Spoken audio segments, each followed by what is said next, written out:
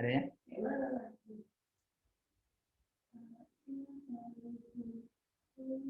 Iya. Iya.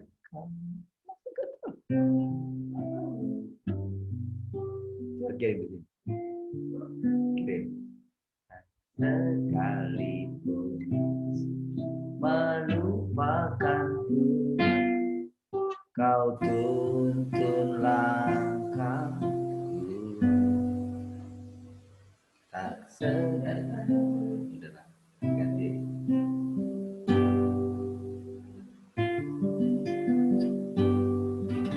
Selamat pagi Bapa, selamat pagi Yesus, selamat pagi Roh Kudus.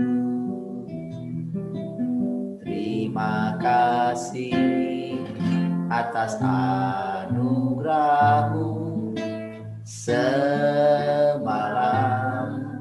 telah berlalu.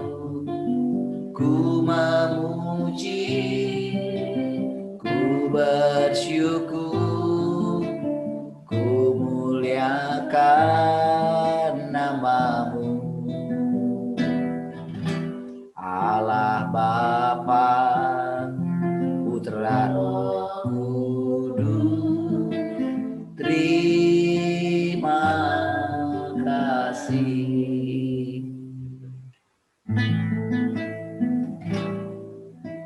Selamat pagi Bapa, selamat pagi Yesus, selamat pagi Roh Kudus.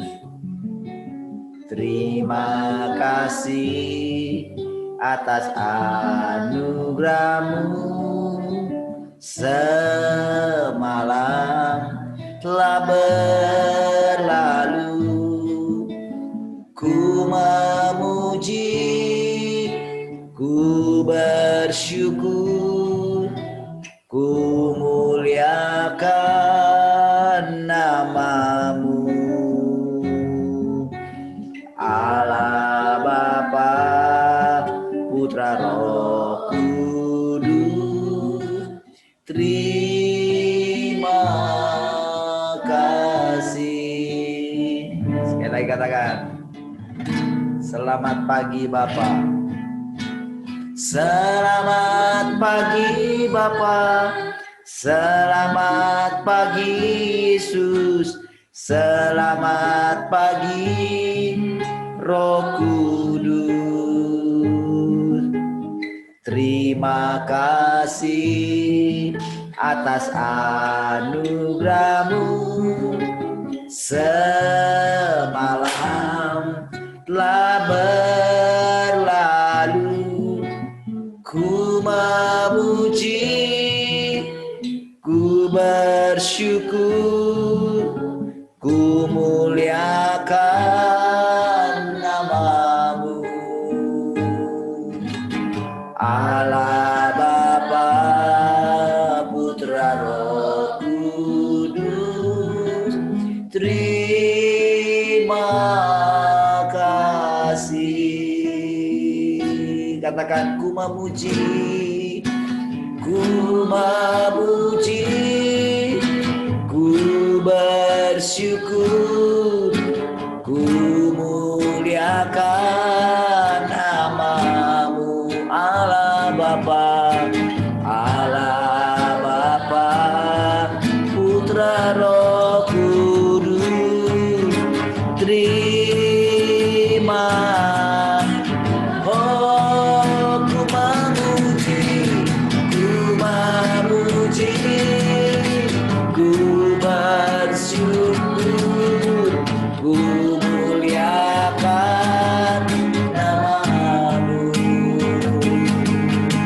Allah Bapa, Putra Roh Kudus, terima kasih. Allah Bapa, Allah Bapa, Putra Roh Kudus, terima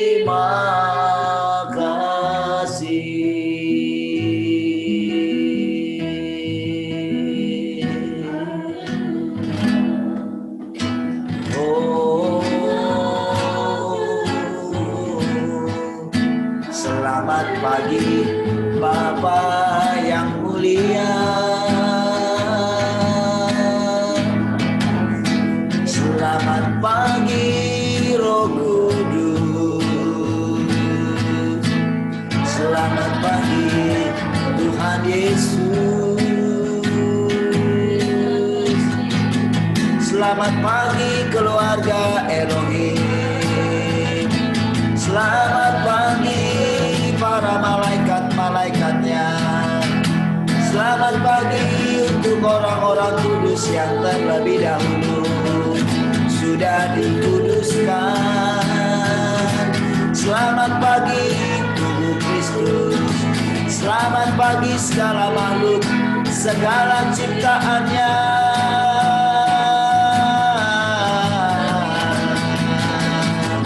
Yang menanti-nantikan firman-Nya, yang menanti-nantikan perkataan-perkataannya, perintah-perintahnya, yang menantikan cahaya dari terangnya sendiri. Oh, haleluya. Oh, dimuliakanlah Engkau Allah kami, yang memperkenalkan dirinya bagi kami, yang menampakkan dirinya bagi kami, yang senantiasa datang dengan kehidupan, dengan semangatnya.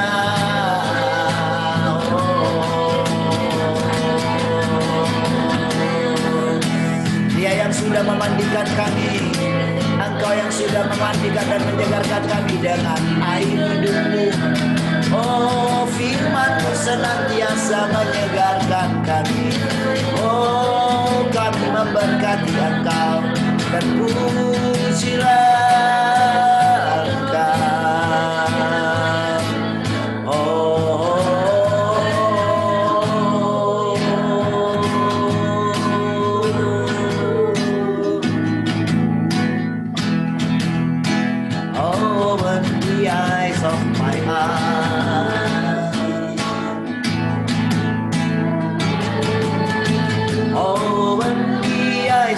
Of my heart, Lord.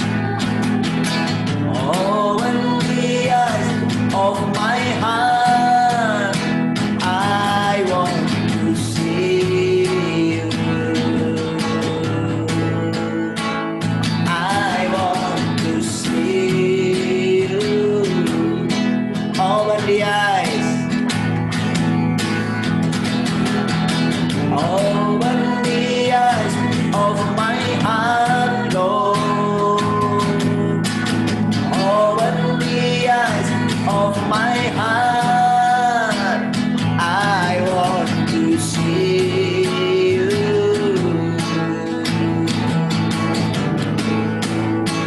I want to see you. To see you. I am lifted up, shining in the light of your glory. Pour out your power and love, and we sing, holy, holy, holy. See you high, to see you. I can lifted up, shining in the light of your glory. Pour out your power and love as we sing, holy, holy, holy. Holy, holy, holy. I want to see you.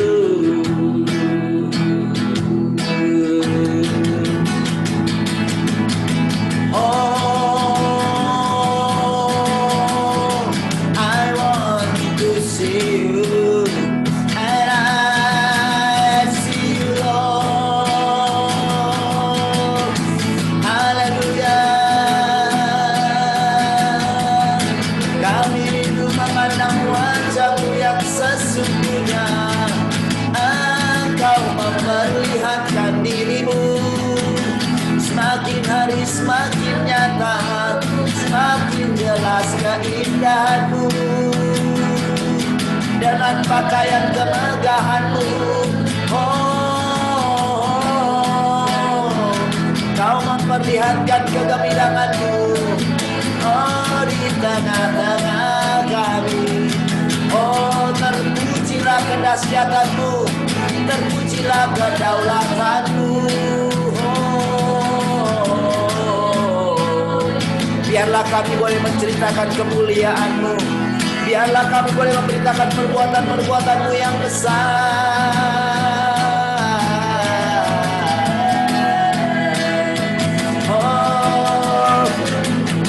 To see you high and live it up, shining in the light of your glory. Pour out your power and love as we sing, holy, holy, holy. See you high, see you high and lift it up, shining in the light of your glory. Pour out your power and love as we sing, holy, holy, holy. Holy, holy, holy, holy. Holy, holy, holy, holy. Holy, holy, holy. I want to see you. I want to see you.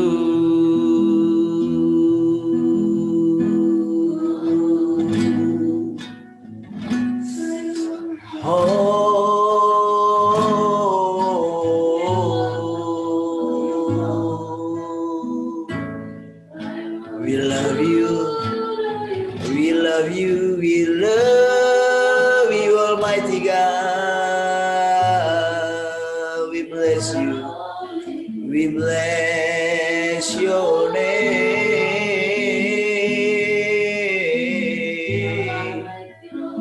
Engkaulah hidup kami.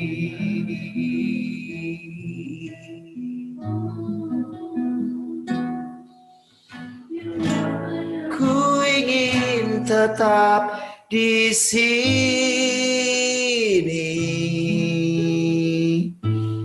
menikmati baik-Mu. Ku ingin tetap di sini dan memandang indah wajah-Mu.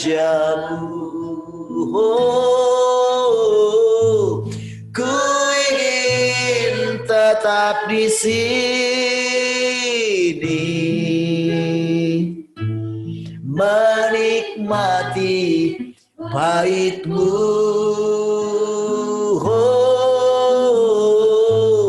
Ku ingin tetap di sini dan memandang indah wajah-Mu.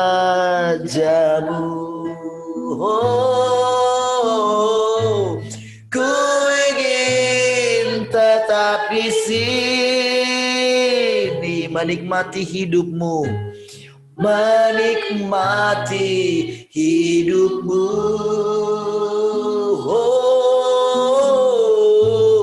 Ku ingin tetap di sini dan memandang indah wajah-Mu.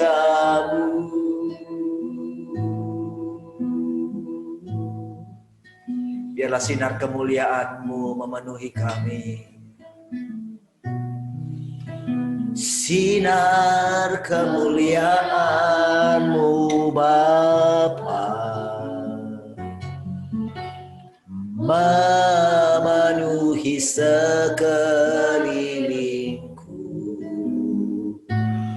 Ku rasakan hadirat-Mu, Kau tenggelamkan jiwaku. Ku ingin tetap tinggal bersamamu. Sekali lagi katakan. Sinar kemuliaan-Mu Bapa memenuhi sekelilingku. Ku rasakan hadirat-Mu, Kau tenggelamkan jiwaku. Ku ingin tetap tinggal bersamamu. Ku ingin tetap di sini, menikmati bait-Mu. Ku ingin tetap di sini dan memandang indah wajah-Mu. Ku ingin ada di sini, menikmati hati-Mu, menikmati hati-Mu, perasaan-Mu. Ku ingin ada di sini dan memandang indah wajah-Mu. Oh, dipuaskan dengan wajah-Mu.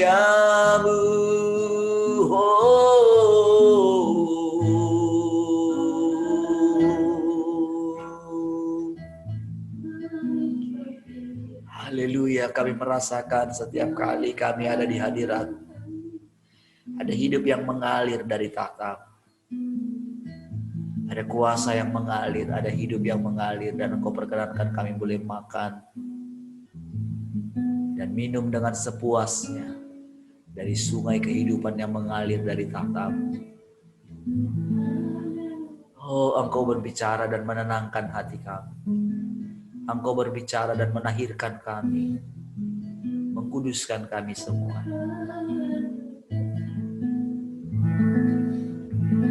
Oh, Engkau sungguh menguatkan kami setiap hari, setiap kali. Yang tadinya seperti kehilangan pengharapan, Engkau segarkan lagi pengharapan kami. Karena di dalam-Mu ada hidup senantiasa.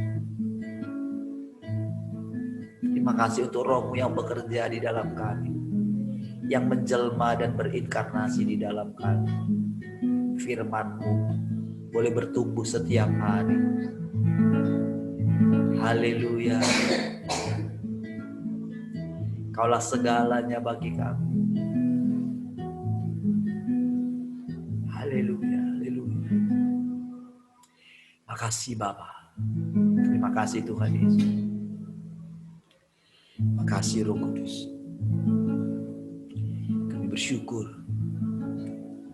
Engkau bicara bagi kami setiap saat, setiap waktu. Terpujilah Engkau. Dalam nama Tuhan Yesus, haleluya. Sama-sama kita katakan amin. Haleluya. Baik, puji Tuhan. Shalom semua. Shalom, Mbak. Shalom semua. Gimana kabar saudara hari ini? Luar biasa. Amin. Amin. Iya, shalom semua. Hidup yang mengalir. Halo. Dari tahtnya Oke, baik. Di radio ada 5 ya. Ya, puji Tuhan, saudara. Nah, saudara, apakah di antara saudara ada yang mau menyampaikan sesuatu? Apa yang saudara lakukan hari-hari ini, perubahannya,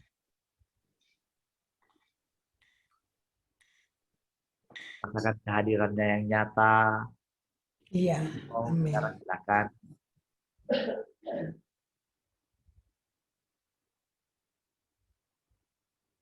Silakan.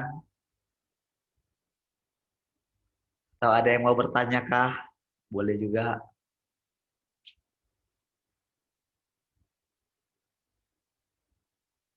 Siapa saja bisa ya. Ayo, 1, 2, 3, 4, 5. Yuk.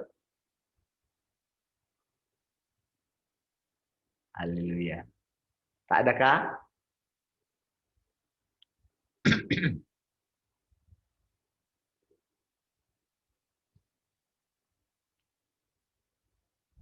Tak ada kah? Oke. Kalau tidak ada, tidak apa-apa. Saudara, eh, ada beberapa hari ini ya, saya ceritakan ini ya, apa namanya, sedikit pengalaman bagaimana sih sebetulnya Allah yang berinkarnasi itu, bagaimana dia bisa benar-benar apa ya, nyata ya dalam kehidupan kita setiap hari, saudara. Saudara, ketika kita bersekutu setiap hari, ketika kita mengingat dia, ketika kita mengizinkan dia menampilkan dirinya gitu, sebetulnya dia itu sudah tampil lewat diri kita. Hanya saja pengalaman-pengalaman di waktu yang lalu, keraguan-raguan, kurangnya iman, membuat dia tidak sepenuhnya kita rasakan tampil di dalam diri kita. Saudara, dengan mencoba melakukan sesuatu yang lain, misalnya membaca firman, merenungkan renungan-renungan, dengan harapan itu sebagai pemantik dia berbicara. Ternyata itu juga penghalang ya. Ada waktunya saudara, dia mau benar-benar natural, alami. Dia berbicara melalui mulut kita. Nah, saudara, firman atau perkataan yang spontan keluar dari mulut kita, sebetulnya senatural itulah dia. Nah, saudara, tadi malam saya ini ya, ada beberapa hari ini memang kalau saya boleh bandingkan dengan awal-awal itu ya, saya mulai agak merenungkan gitu. Karena saya percaya setiap kita juga butuh ini ya. Karena kita punya pengalaman tentang segala keindahan Tuhan di masa yang lalu, kita itu mau kembali ke situ. Padahal dia Selalu baru setiap hari. Selalu baru. Jadi sebetulnya kita mesti rela melupakan apa saja yang kita alami kemarin, 2 hari yang lalu, 3 hari yang lalu, seminggu yang lalu, demi kita memperoleh hidup atau kasih terang yang baru setiap hari. Justru penghalangnya adalah di pikiran kita yang tertinggal di hari yang lalu. Kesusahan hari ini cukuplah untuk hari ini. Kesenangan yang hari ini cukuplah untuk hari ini. Kesusahan di masa lampau, di hari yang kemarin, cukuplah di hari yang kemarin. Jangan bawa-bawa di hari yang baru. Itulah kehidupan yang sesungguhnya. Kalau kita perhatikan, saudara, cuaca setiap hari pasti berbeda. Amin. Kadang terik, kadang agak terik, kadang kita tahu, saudara, suhu selalu berbeda-beda saja setiap hari. Angin juga begitu kan? Ya kan? Angin bertiup kadang kencang, kadang diam aja. Hari ini mungkin suasana sore sangat indah sekali, besok bisa mendung gitu. Besoknya lagi berubah. Tahukah saudara? Sebetulnya semua itu menggambarkan suasana di dalam Tuhan sebetulnya. Saudara, ketika diciptakan segala sesuatu, ketika dipisahkan gelap dan terang, saudara, Tuhan mengatakan semuanya itu baik. Nah, saudara, karena pikiran kita ingin merancang-rancang, kita coba ingin menciptakan satu keindahan menurut kita. Lalu kita membayang-bayangkan itu, saudara. Maka kita dikuasai oleh imajinasi kita sendiri. Saudara, itulah yang namanya menyembah Allah bayang-bayang.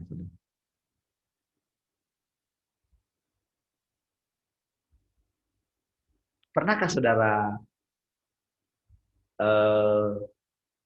merenungkan, saudara, perjalanan hidup saudara atau pengalaman hidup saudara, perbedaan hati saudara, ketika saudara ada di suasana hadirat Tuhan? Maka terciptalah suatu kondisi. Saudara merasakan Tuhan. Dan sebetulnya inilah yang dieksploitasi oleh orang-orang tertentu untuk meyakinkan umat Tuhan bahwa Tuhan hadir di situ. Sehingga saudara, ini bentuk penipuan yang lain yang menipu umat Tuhan selama ini. Tanpa sadar. Itu sangat menyesatkan. Sehingga saudara, para orang percaya ini tanpa sadar disesatkan oleh bayangan yang diciptakan oleh orang lain. Seolah-olah itulah hadirat Tuhan. Sehingga orang tidak mengerti hadirat Allah yang sangat nyata setiap kali dalam perjalanan hidup mereka. Saudara, kalau saudara saja berani dengan iman, ini saya katakan kepada diri saya juga sendiri ya. Karena ini yang coba Tuhan ingatkan gitu ya.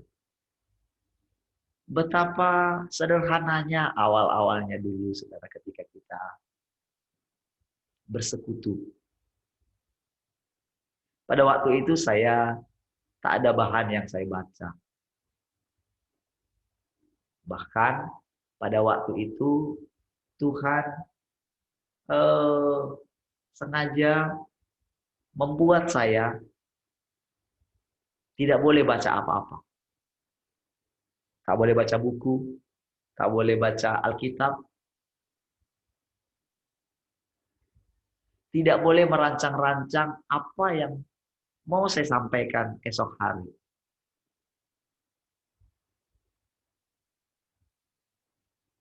Itu di awal-awal itu saudara, beneran saya tidak merancang apapun. Bahkan secara alami saudara boleh lihat bagaimana pernah terlambat bangun gitu, saudara duluan gitu kan. Bagaimana saya sampai sibuk bekerja seharian. Sengaja kadang sampai malam, udah capek. Dan esok paginya benar-benar ketika bangun, deg-degan juga sih. Apa ya? Karena kan itu kan butuh iman semua ya. Dalam kondisi seperti itu, saudara, Tuhan bebas. Dan keadaannya spontan waktu itu. Dan marah atau apapun, ada hal yang mungkin gimana gitu ya. Itulah naturalnya pada saat keadaan itu. Dan setiap kali selesai Zoom gitu ya, saya selalu tanyakan kembali. Saya perbandingkan itu engkau atau aku Tuhan. Gitu ya. Lalu saya coba merendahkan diri lah, minta ampun gitu ya. Jangan-jangan memang itu aku.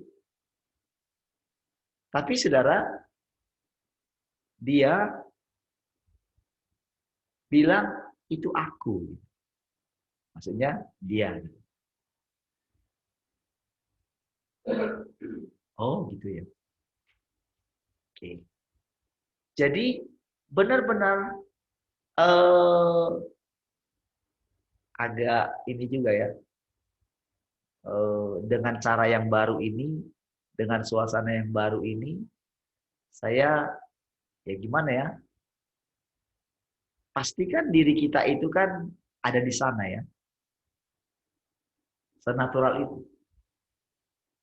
Belum seperti pemahaman sekarang yang sangat kuat bahwa sebetulnya kita sudah ada di tahtanya.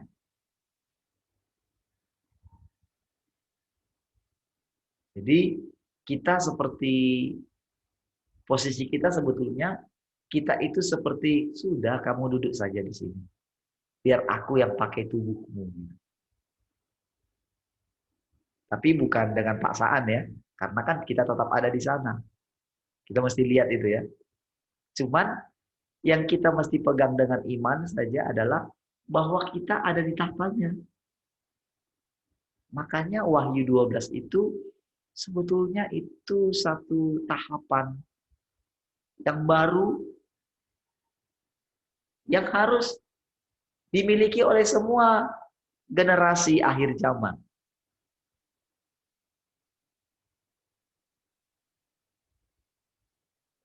Dan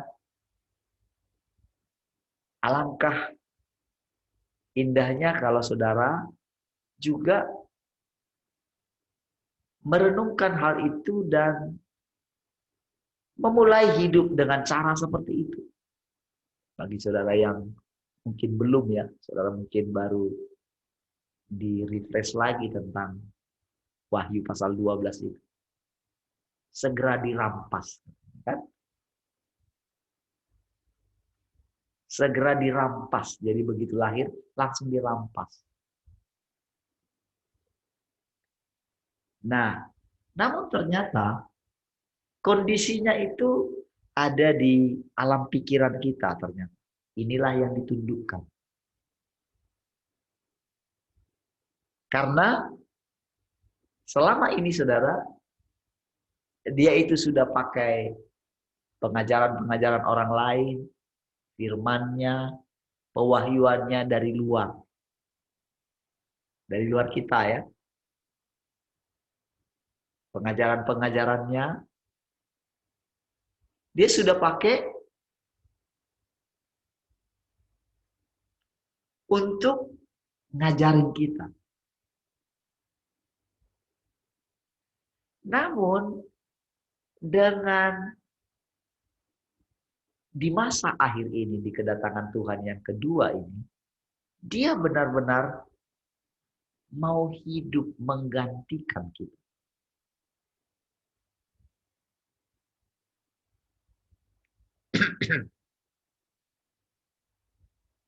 Saudara, ini adalah satu perjalanan iman yang mungkin di masa Paulus atau orang-orang kudus di masa yang lampau, mereka masih mungkin di masa yang lampau ya, belum menyadari ini secara sangat nyata. Dan sekarang bagi mereka yang mendengarkan ini, bagi mereka juga mereka merenung-renungkan. Jadi saudara, orang-orang yang sudah kembali ke pangkuan Abraham sekalipun, mereka itu merenung-renung sebetulnya. Merenung bagaimana Allah itu sendiri hidup di dalam mereka. Ini sesuatu yang masih misterius terus. Bagaimana hidupnya Allah itu bergerak di dalam kita. Bergerak di dalam mereka. Saudara, kan dikatakan barang siapa yang mati akan hidup ya. Amen. Barang siapa yang hidup, hidup selama-lamanya. Artinya, hidupnya Allah itu terus bergerak. Jadi, bagi orang yang tidak mempunyai roh anaknya, hidup mereka berhenti. Berhentilah di dunia mereka, di dunia orang mati. Di dunia orang mati itu tidak bertumbuh lagi. Hanya mereka yang memperoleh hidupnya Allah, yang pernah menerima anugerah, maka orang itu bisa hidup lagi. Hidup lagi maksudnya begini, saudara. Mereka boleh merasakan hidupnya Allah itu mengalir. Mengalir. Ada gerakan-gerakan di dalam, ada pertumbuhan di dalam. Namun, kalau mereka belum pernah mengalami bagaimana menghidupi atau bagaimana dihidupi oleh hidupnya Allah, maka tentu hidup mereka juga akan lamban. Kalau selama hidup mereka itu selalu masih punya banyak mimpi yang harus mereka capai. Mereka belum terpisah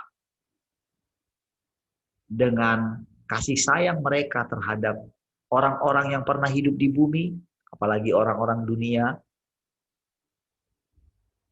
Maka itulah yang membuat mereka sulit untuk masuk lebih dalam kepada hidupnya Allah. Jadi sebetulnya sama saja seperti kita. Nah, saudara, kita sedang ada di hidup yang kekal. Percayakah saudara? Amin. Saudara sedang hidup di hidup yang kekal. Jadi saudara, kalau ada yang bilang mau mati karena bersiap masuk hidup yang kekal, kasihan saudara. Ya, kalau boleh saya katakan, jangan dengarkan itu. Karena begitu saudara terima Yesus, sebetulnya kita sudah masuk hidup yang kekal. Kan tinggal kita pilihan ada di tangan kita. Inilah kehidupan yang awal yang sedang dipulihkan kepada kita. Yaitu hidup yang kekal.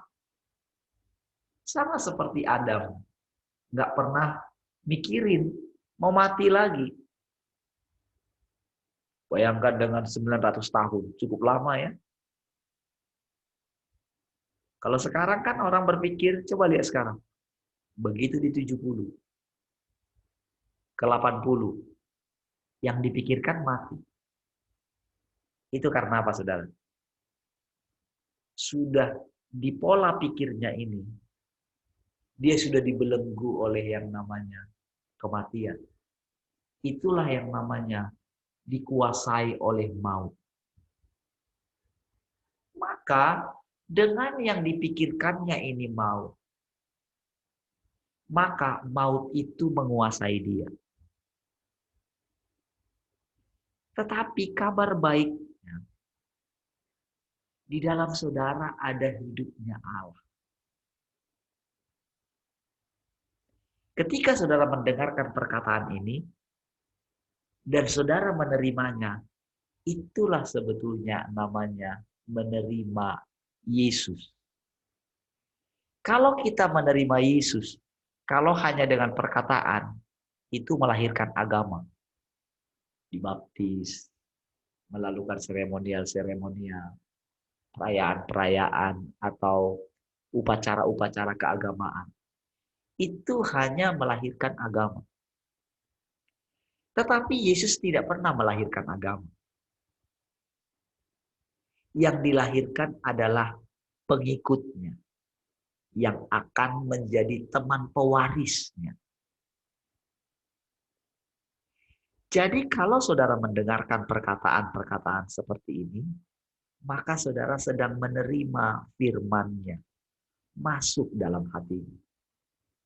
Dan walaupun engkau tidak mengerti perkataan ini, tetapi di dalam perkataan ini ada hidupnya, ada terangnya, ada semangat. Saudara,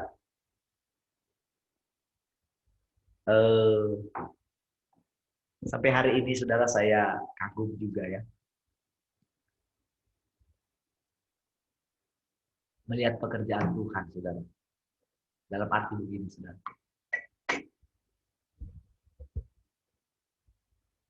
Beberapa yang lalu, saudara, ada dari jemaat kita kan kehilangan suaminya ya. Dan sedang mendengarkan hari ini.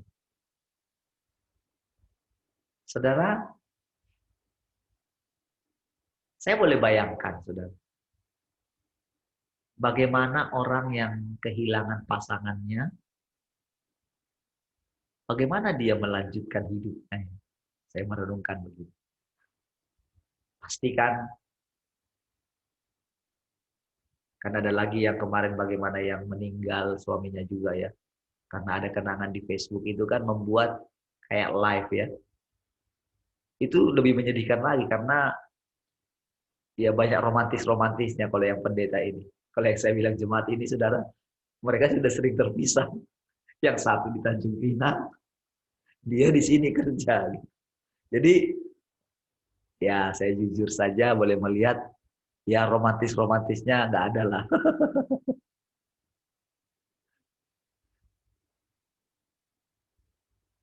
Ya. Nah, saudara, kalau yang saya bilang tadi yang pendeta yang satu yang usianya masih muda juga ya, masih di bawah saya umurnya. Yang meninggal, yang baru meninggal ya waktu yang lalu ya. Pastilah dia itu selalu membayangkan, ya kalau misalnya saat teduh, dia bayangkan gimana suaminya di sampingnya, gimana mungkin kata-kata yang menghibur. Kalau boleh rasanya sudahlah Tuhan, bawalah pulang gitu. Padahal tidak tahu apa yang sedang terjadi di alam roh kan. Itu misteri bagi dia. Tapi saudara, kalau saudara perhatikan ya, saya perhatikan gitu ya. Setiap kali saya posting, baru saja muncul. Nah, si jemaat kita ini selalu yang pertama gitu. Baru muncul selalu yang pertama itu di WhatsApp itu yang menyapa gitu. Begitu muncul. Kadang-kadang belum muncul sudah mengucapkan shalom gitu. Berarti kan setiap hari benar-benar mengalami sesuatu yang mungkin begini, saudara. Inilah pekerjaan Tuhan, saudara. Yang mungkin sadar atau tidak sadar sedang bekerja di dalam dirinya. Inilah namanya orang yang berduka cita akan dihiburkan.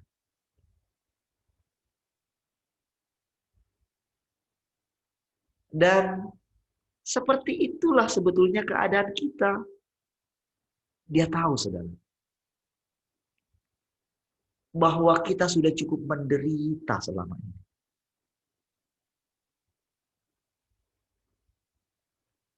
Menderita dari sejak kita dilahirkan. Menderita dengan banyak sekali peristiwa-peristiwa. Menderita karena dosa yang sudah tinggal di dalam kita. Yang sudah berkuasa. Kita sudah dibelenggu oleh berbagai macam orang-orang kuat. Perjalanan yang panjang. Dan itulah sebabnya dia harus rampas kita ke tahtanya. Sudah kamu di sini. Sekarang, sekian tahun kamu sudah memakai tubuhmu ini. Dan kamu lihat, kamu penuh dengan kegagalan kan. Dan kamu tidak.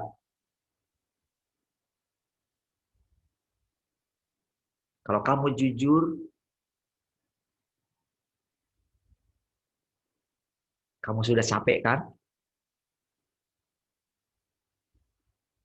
Sekarang, aku yang mau menggantikan hidup di sana. Jadi apapun yang terjadi dalam hidupmu ini, akulah yang menanggungnya sekarang. Bukan kamu lagi.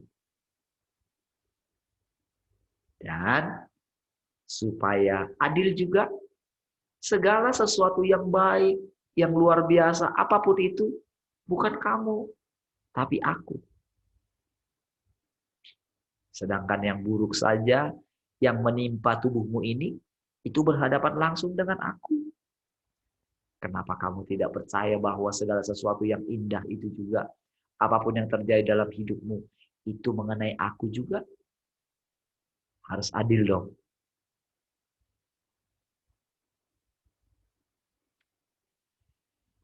Saudara,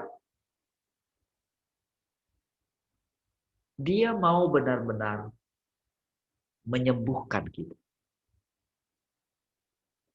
Dia mau benar-benar menghapus semua trauma-trauma. Kekotoran-kekotoran, kenajisan-kenajisan. Apa saja. Jadi kalau di masa yang lampau, dia sudah mengerjakan, dia sudah tebus kita dengan darahnya,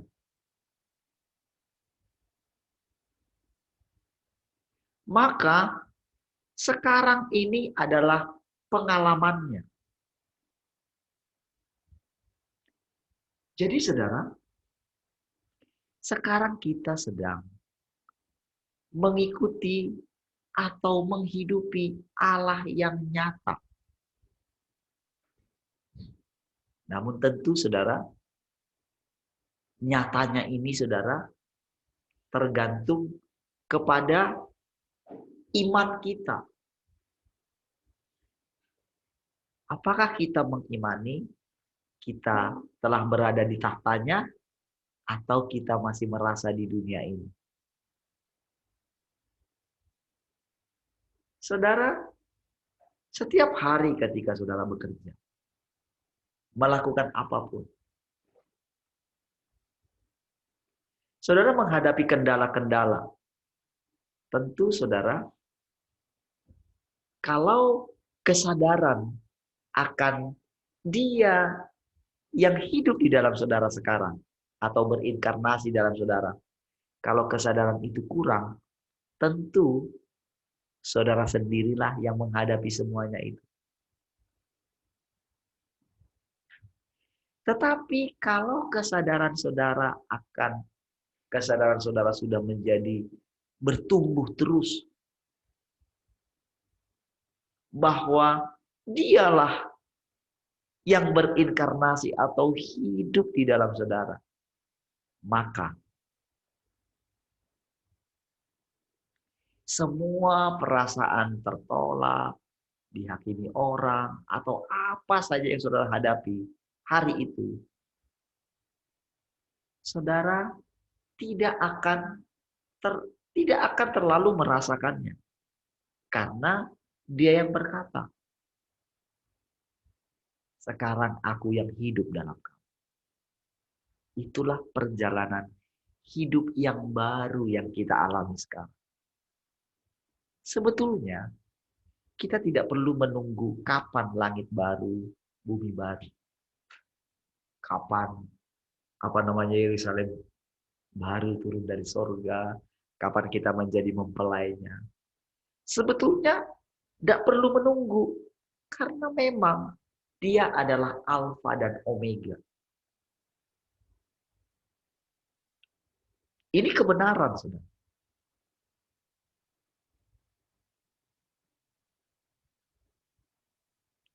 Cuman selama ini kita sudah dipenuhi hoax.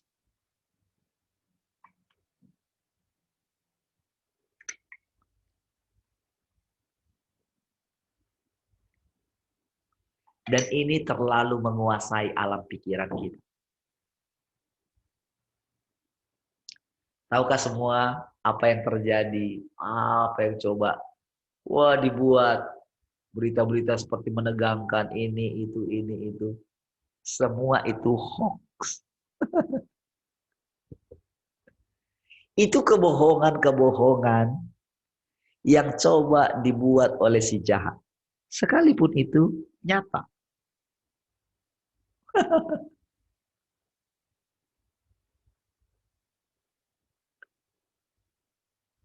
Kalau saudara tetap tinggal di tahtanya, semua itu tidak akan menyentuh saudara. Karena Tuhanlah yang jadi perisai kita. Amin. Apa saja. Justru ketika kesadaran kita makin meningkat bahwa Dia yang hidup dalam kita, yang ada adalah begini. Ketika segala sesuatu, misalnya orang menentang kita, memperlakukan kita tidak adil. Nah, bagaimana sikap kita? Bayangkan mereka melakukan itu untuk Tuhan. Yang ada apa, saudara? Kita bersyafaat. Amin. Ampunilah mereka, karena mereka tidak tahu apa yang mereka perbuat.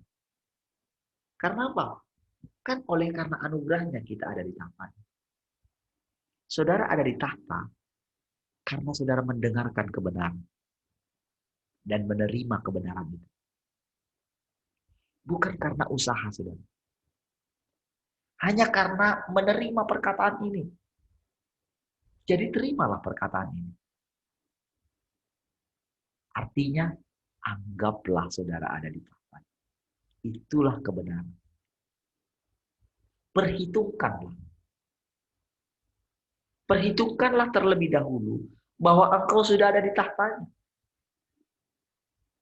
Ketika engkau ada di tahtanya, baru engkau bisa meminta keluargamu untuk ada di tahtanya.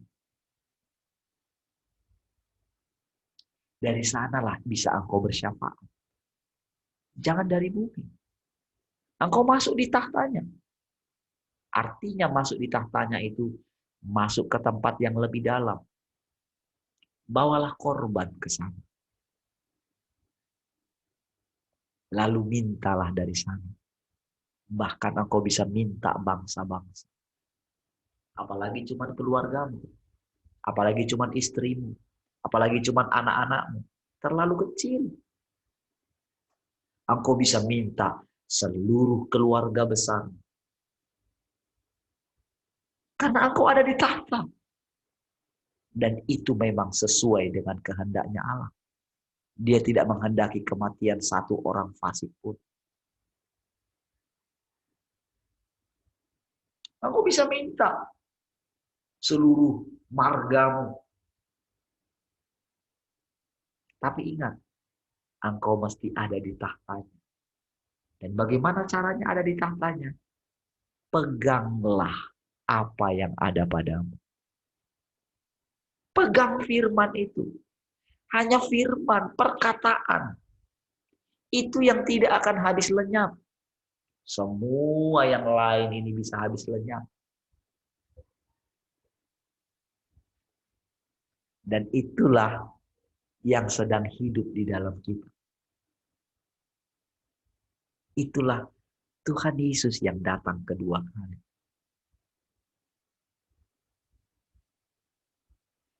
Saudara, tahukah saudara? Keadaan ini, keadaan yang kita alami sekarang ini akan cepat menular.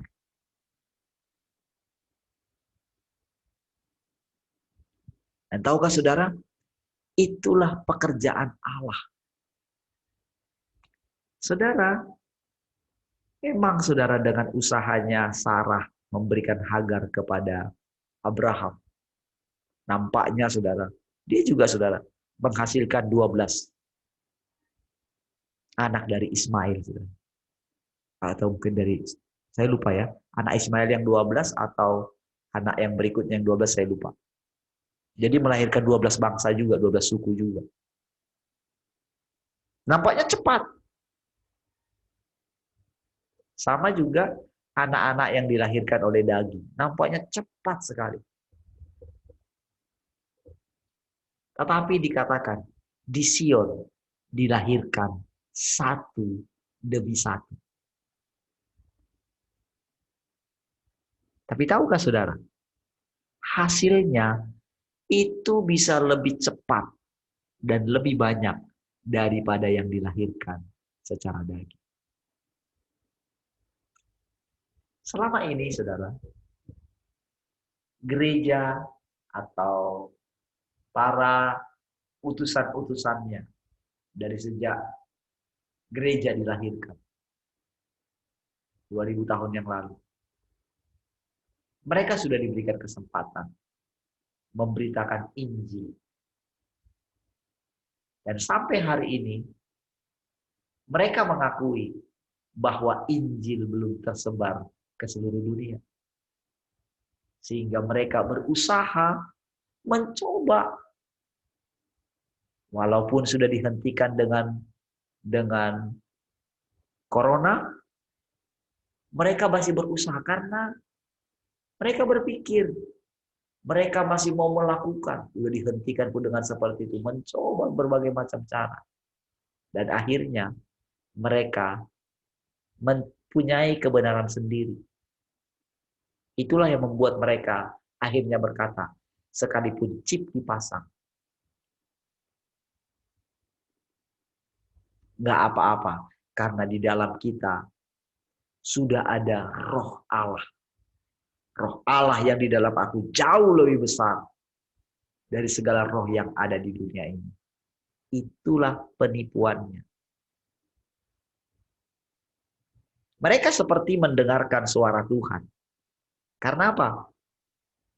Mereka hidup oleh firman Tuhan yang sudah menjadi logos, sudah menjadi Taurat.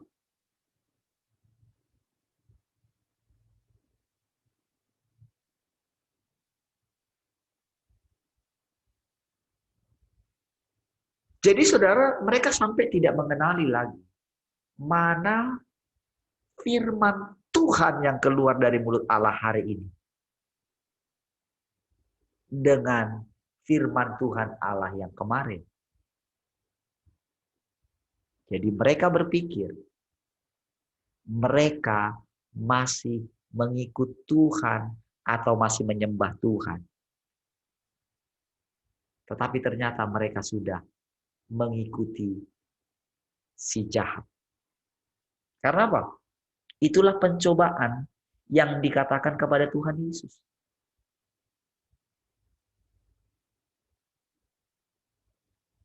Tawaran,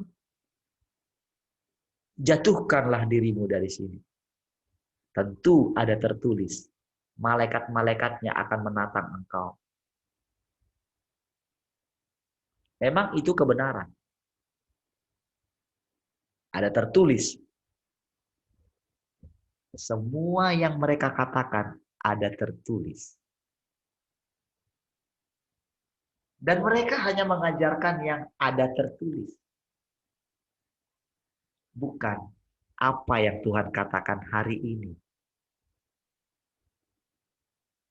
Disinilah terjadi penipuan. Saudara bisa membedakan hari ini dengan jelas. Ketika saudara mendengarkan atau membaca artikel apapun di luar sana, itu ada tertulis. Memang iya, saudara. Bangsa Israel sampai hari ini menyembah Yahweh. Dan mereka tetap melakukan itu dengan serius. Dan mereka seperti dipimpin oleh Yahweh. Padahal saudara sudah bergerak jauh Allah. Dari Yahweh menjadi Yesus. Dari Yesus, sekarang bagaimana dia menampilkan dirinya yang sesungguhnya. Tuhan yang Maha Kuasa. Yang sumbernya itu, yang tidak pernah memunculkan dirinya secara nyata. Jadi tahukah saudara? Orang-orang yang memanggil nama Yesus sekalipun sangat tertipu sekali.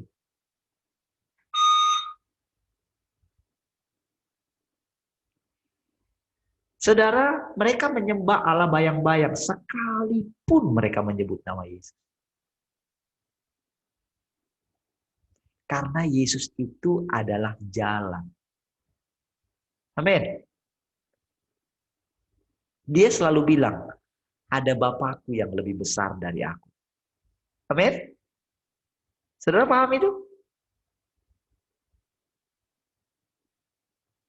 Berarti kalau ada jalan, berarti ada yang dituju.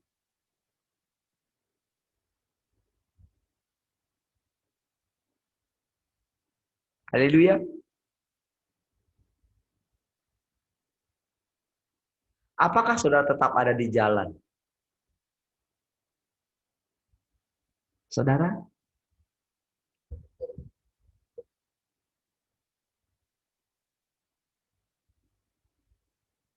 Orang selalu hidup di masa lampau. Ada banyak kenangan di situ. Dan akhirnya mereka itu berkemah di sana. Dan ketika Allah bergerak, mereka tidak melihat lagi. Karena sudah nyaman di situ. Mereka tidak mau bergerak terus. Dan ketika sekarang ini dia membawa, bahkan sudah merampas kita ke tahtanya, mereka tidak bisa terima. Karena itu nanti. Mereka selalu berpikir itu nanti. Mereka tidak tahu bahwa Allah yang ada di dalam kita adalah Alfa dan Omega. Bukan hanya Alfa, bukan hanya hari ini, tapi dia Allah Omega juga, yang akhir. Jadi ini mesti komplit di dalam kita. Itu sebabnya. Kalau dikatakan kita itu dirampas ke tahtanya, sesimpel saudara menerimanya dan mempercayainya, sesederhana itulah engkau ada di sana setiap waktu. Kalau dia katakan semua sudah selesai di atas kayu salib, renungkanlah itu, tinggallah di dalam itu. Hanya itulah yang membuat saudara benar-benar lepas dari segala dosa saudara. Karena itu berikutnya adalah pengalaman. Ketika kita bergumul terus dengan dosa kita,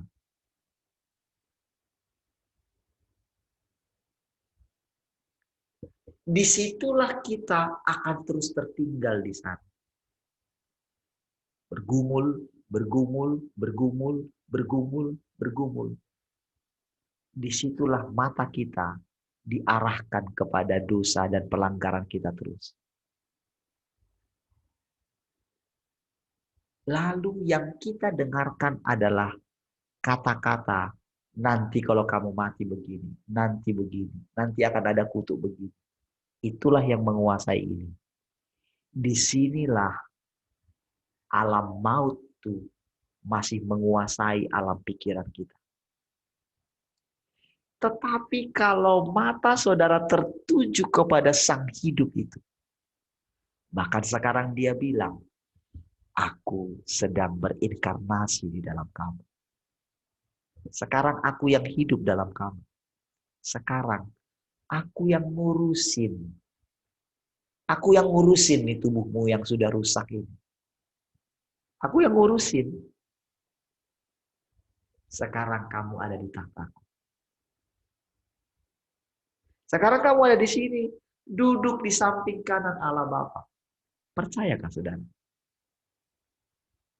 Sesederhana saudara menerima Yesus sebagai Tuhan dan Juru Selamat, sesederhana itulah menerima perkataan. Inilah pekerjaan Tuhan. Tahukah saudara?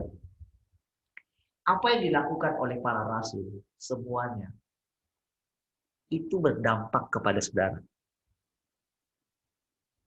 Pekerjaan para rasul, walaupun saudara tidak pernah mengenal mereka, pekerjaan mereka sudah terjadi di dalam saudara.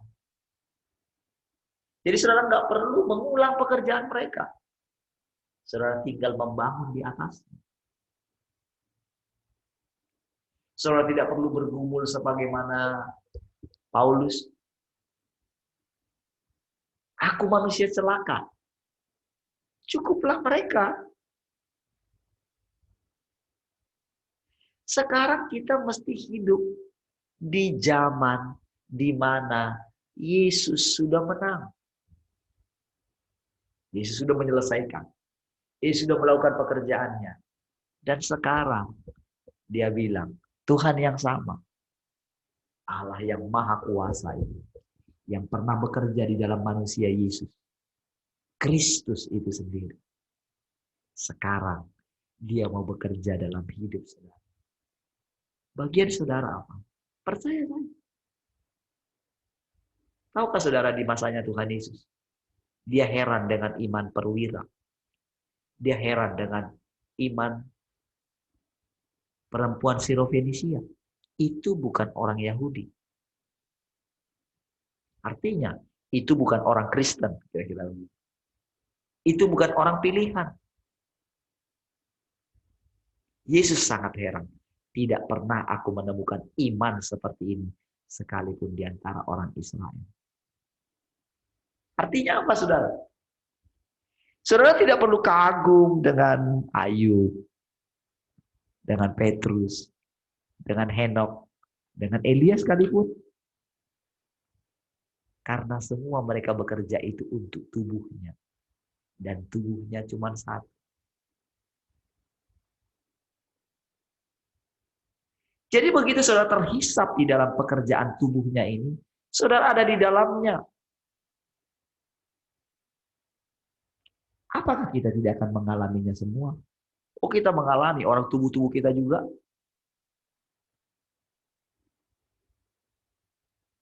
Dan tahukah saudara, seluruh penghakiman, hukuman, atau kutuk sudah ditanggungkan di tubuhnya Tuhan Yesus. Yang paling sulit sekarang adalah apakah saudara percaya?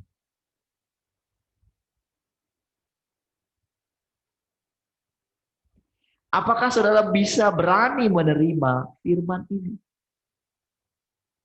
Inilah yang disebut kebodohan bagi orang-orang yang akan binasa. Tapi bagi kita, ini adalah hikmat Allah. Lihat, saudara.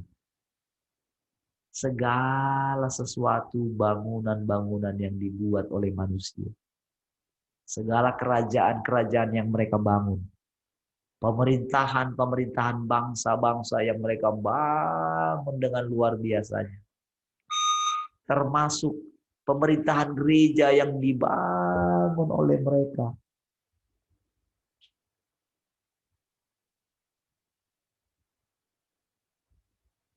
Saudara,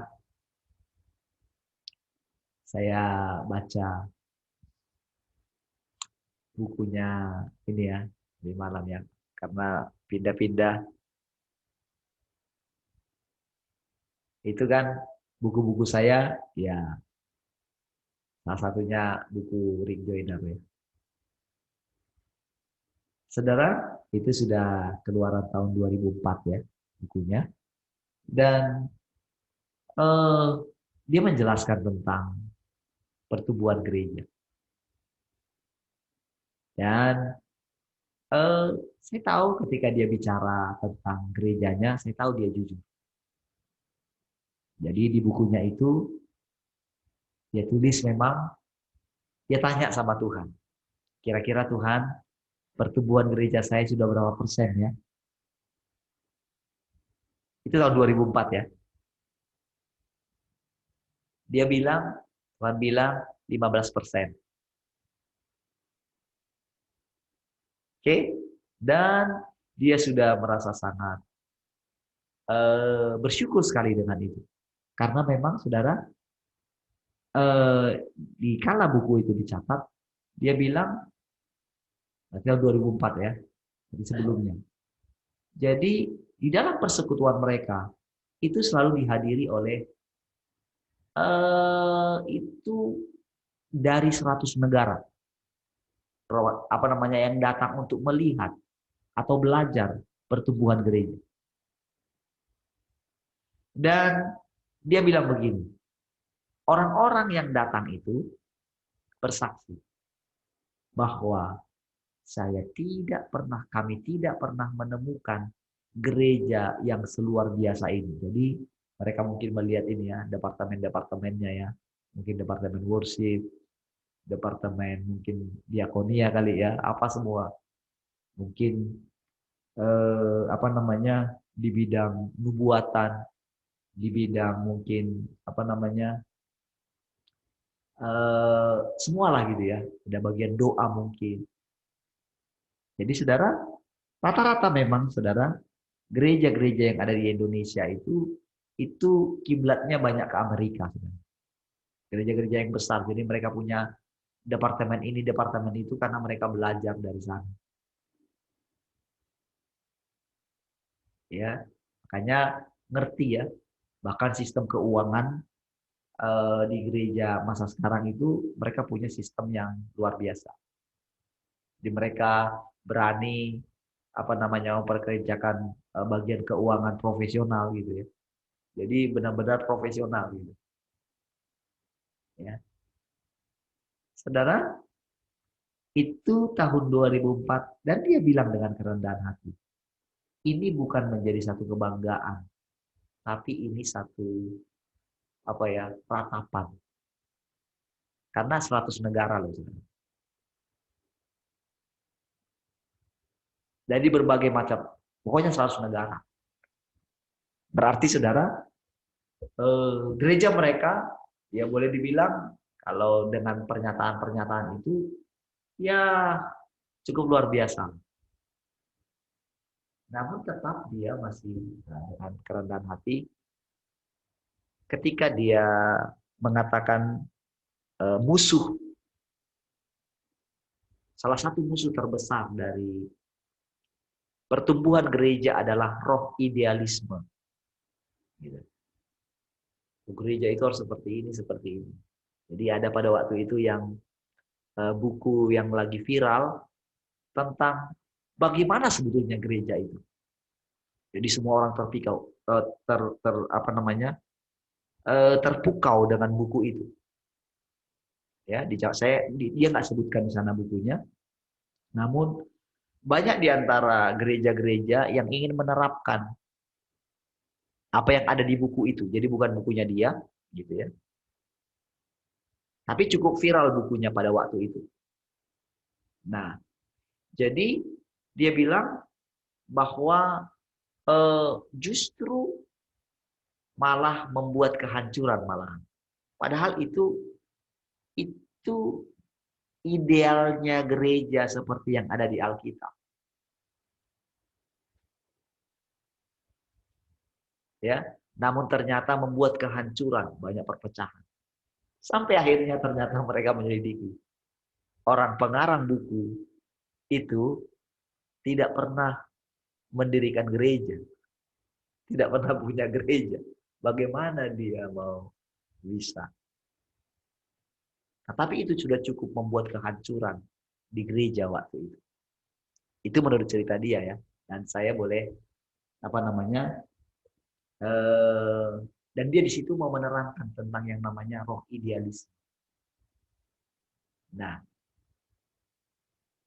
saudara, dulu mungkin waktu saya baca buku itu, saudara. Dulu pasti saya, oh ini yang benar. Biasa. Sempatlah istilahnya alam pikiran dikuasai. Kalau dia bilang 15%. Dan saya termasuk pembaca yang gimana ya, tulus hati ya. Tulus hati bacanya gini, nggak ada ini ya, polos-polos lagi bacanya gitu. Dan memang kita masih seperti itu, saudara. Ya, jadi percaya saja. Sehingga saya boleh merasakan juga ketulusan hati beliau gitu. Sehingga itu yang membuat saya bisa baca semua bukunya. Ya, ternyata itu penting juga. Nah, tetapi saudara, seiring perjalanan waktu, saudara, seiring perjalanan waktu, ketika Allah mulai menjelaskan yang seperti sekarang, oh, saya boleh rasakan. Oh, saya boleh ngerti. Ternyata, sekalipun orang itu bisa bilang, saya bertanya kepada Tuhan, lalu Tuhan jawab ini, ternyata dengan yang sekarang kita menyembah Allah yang nyata, yang benar, yang real, baru kita boleh membedakan. Apakah mereka menyembah Allah yang ada di Alkitab? Menyembah atau mengikuti Alkitab? Sekarang baru tahu perbedaannya. Karena terbukti sekarang, saudara. Gaungnya pelayanannya pun boleh saya katakan tidak ada lagi. Bagaimana apa yang terjadi di Amerika, mereka tidak punya suara juga. Tidak terjadi sesuatu. Seperti di mana rasanya para nabi-nabi itu ada di sana. Yang ada apa? Yang ada justru mereka menyuarakan sesuatu yang menurut mereka dari Tuhan. Dan pusatnya ada di sana. Karena saya saudara mengikuti pergerakan nabi-nabi yang ada di sana. Disebut siapa saja langsung saya tahu, oh ini, oh ini.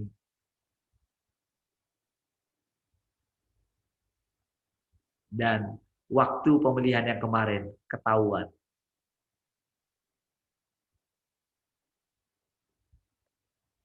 Saudara, hampir kalau saya perhatikan ya, hamba-hamba Tuhan yang saya kenal gitu ya, pasti di penghujung hidupnya.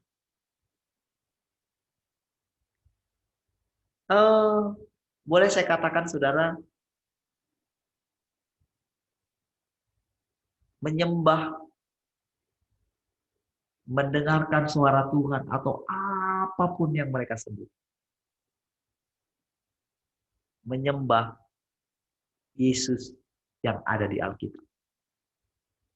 Sekalipun yang kita katakan ini sama. Sekalipun yang kita bilang ini bahwa Yesus yang kita kenal sekarang itu sama persis.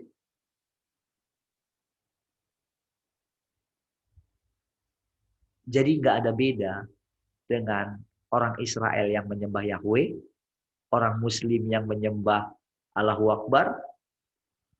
Siapa lagi?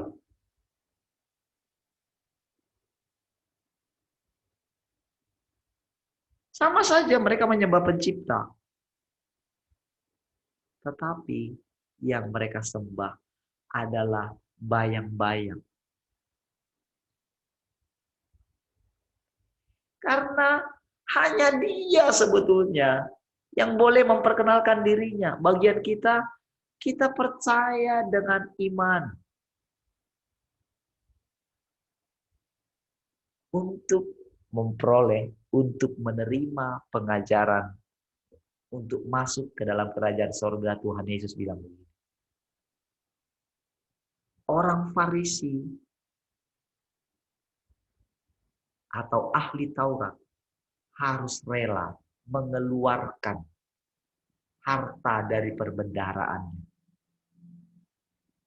supaya dia boleh masuk ke dalam kerajaan surga. Artinya apa? Pemahaman-pemahaman kita di masa yang lampau harus rela kita keluarkan demi kita masuk ke dalam kerajaan surga. Karena masanya sudah berbeda.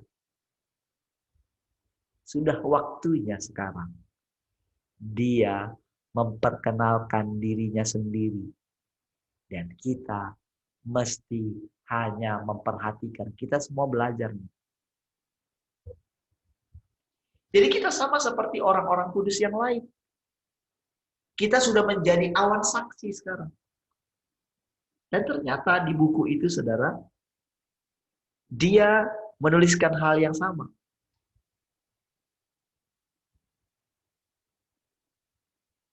Rick Joyner menuliskan itu, saudara. Dan harusnya, saudara, kalau seandainya dia hidup terus, menurut Tuhan, dia nggak perlu kena COVID. Iya dong.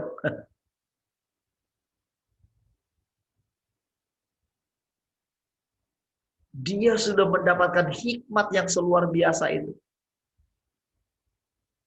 Tetapi kemarin sengaja Tuhan bilang kan, coba kamu lihat sekarang. Kayak saya sudah pernah bilang kan. Nah, waktu saya lihat, saya ketik namanya, lihat, ternyata dia baru bergumul, berperang melawan COVID. Saya nggak tahu sekarang bagaimana ya.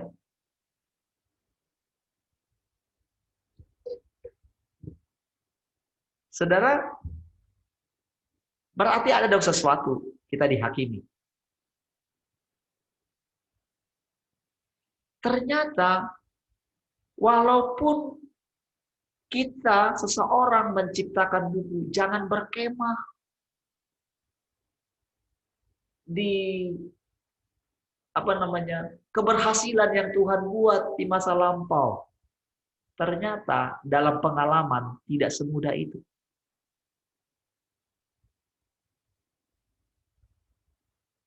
Ya, menemukan dirinya bahwa sudah dipuji Tuhan 15%. Saya senang dengan itu di bukunya itu.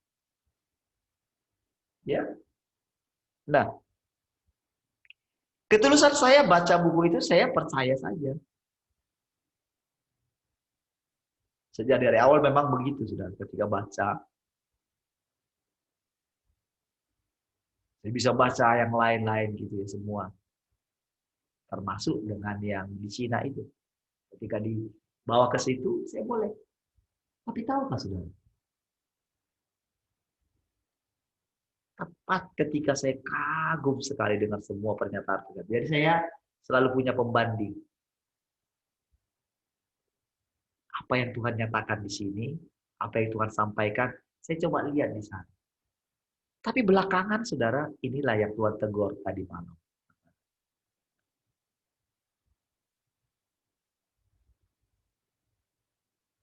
Aku itu selalu baru setiap hari. Jadi saudara, dia sedang bongkar saya. Dalam arti begini, saudara. Dalam arti untuk mengikuti Tuhan yang hari ini. Kalau di waktu yang kemarin, dia masih tolerir, saudara. Tuhan, aku mau sampaikan apa besok ya? Bayangin, saudara. Berarti kan saya sudah merancang ya. Sekalipun nampaknya saudara butuh itu.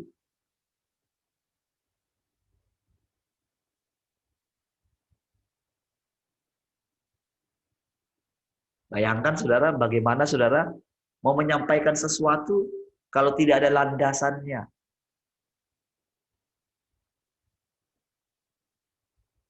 Misalnya firman Tuhan. Kalau kita nggak buka Alkitab, gimana rasanya? Saudara, ternyata manusia kita ini bisa memenjarakan Tuhan di hari yang kemarin. Wow, ketika saya tadi, ini saudara saya mulai lagi seperti yang dulu gitu ya. Ya, jangan baca. Waduh, rasa deg-degan lagi, apa lagi? Gimana ya? Tapi kali ini saudara, saya merasakan hidupnya itu mengalir kembali. Dan hidup seperti inilah yang harus kita biasakan. Amin. Dalam penyembahan kita, dalam pujian kita, dalam doa kita, selalu baru setiap hari. Sekalipun kita menyanyikan mungkin lagu yang lama mungkin. Tapi kalau kita nyanyikan dengan hidup yang baru, dengan semangat yang baru, itu boleh hidup kembali. Dan saya berdoa, anak-anak kita juga. Karena mereka sudah mulai belajar sendiri main gitar bass, saudara. Ini ada gitar bass di sini sekarang di studio. Latihan sendiri, saudara.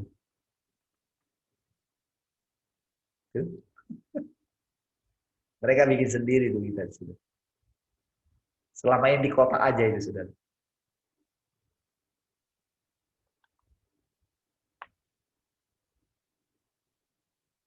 Mereka cari sendiri.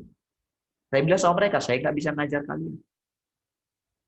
Ketika saya bilang, jangan lagi main game, mereka hapus game dari handphonenya. Nggak sulit lagi, saudara, melepaskan handphone dari mereka. Nggak boleh nonton ini, main TikTok terus nggak boleh. Wah, ngapain ya? Kemarin saya ambil sepedanya Uli ya, karena dia punya sepeda. Jadi ada 2 sekarang sepedanya. Jadi punya kegiatan main sepeda. Kemarin mereka bikin kue. Disuruh belajar sama istri saya. Apa bahan-bahannya kata Brian gitu ya. Apa bahan-bahannya bikin ini gitu. Udah lihat aja di YouTube, belajar sendiri kan. Dengan sendirinya, saudara. Mereka punya kegiatan. yang tidak harus main game. Saya percaya, saudara,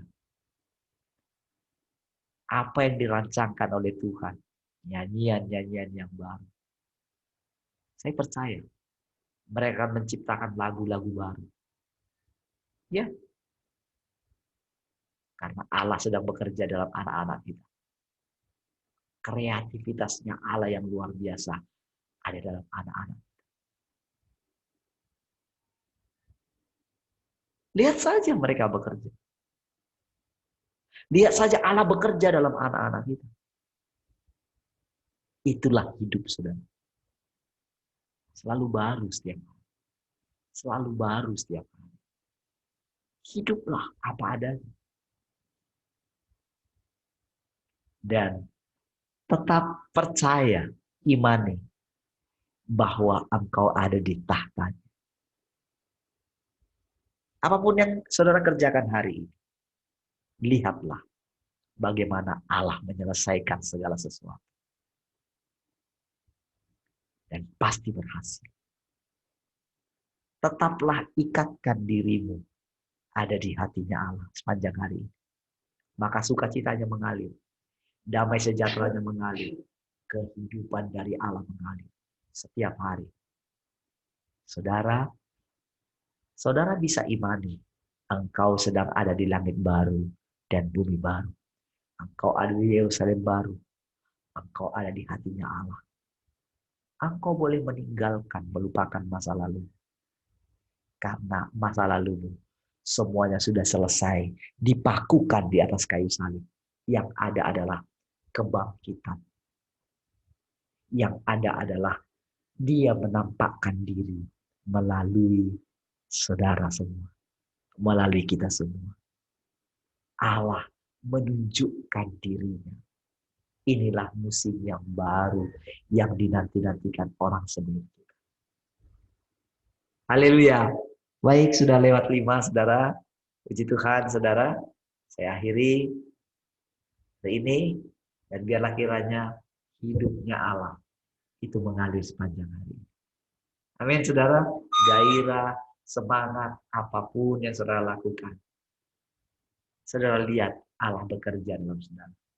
Biarlah kiranya pengalaman-pengalaman bagaimana saudara mendampingi Tuhan, saudara alami. Amin. Jangan lagi Tuhan yang mendampingi saudara, tapi Tuhan, saudara mendampingi Tuhan dia. Amin. Jangan dibalik lagi ya. Amin. Jangan lagi Tuhan dampingi saya, sertai saya, salah. Dengan sekarang ya, kita yang mendampingi dia. Kalau boleh dia bilang, oke, sekarang dampingi saya ya, lihat. Kalau kemarin kan kita kan yang melakukan semua kan, makanya kita mudah sakit hati kan, kita mudah kecewa kan. Karena apa? Kita ini rapuh, saudara. Gampang hancur kita. Amin. Tapi kalau Tuhan dia sudah menang di atas kayu salib, amin. Dia kuat, dia kokoh, dia sabar, dia tekun. Mari kita dampingi dia. Amin. Amin, saudara. Tentu, saudara, kita akan mengalami juga. Karena kan kita di tubuh yang sama. Amin. Jiwa kita kan ada di sana juga kan. Kita kan mengalami. Tapi cepatlah berbalik. Pandang Tuhan. Lihat Tuhan. Bagaimana responnya dia. Amin. Haleluya. Mari kita berdoa. Terima kasih Bapa. Terima kasih Tuhan Yesus. Terima kasih Roh Kudus. Kami sangat bersyukur pagi hari ini. Bagimulah segala pujian, hormat, kemuliaan. Haleluya. Sama-sama katakan, amin.